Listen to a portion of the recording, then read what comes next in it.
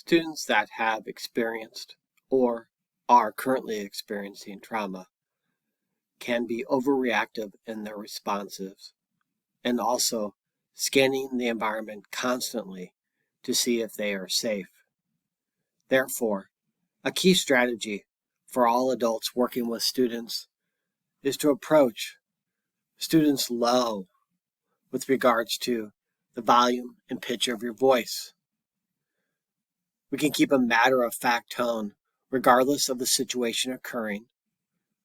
We can speak in short sentences without a lot of questions when students are displaying behavior that is overreactive and or even shutting down where they do not want to respond to a lot of questions.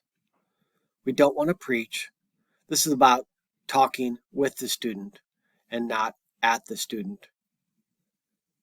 It is very impactful when we consider what we say and do and how we do so when interacting with students can make a difference with regards to making them feel safe and trusting us, even during their most difficult situations occurring during school.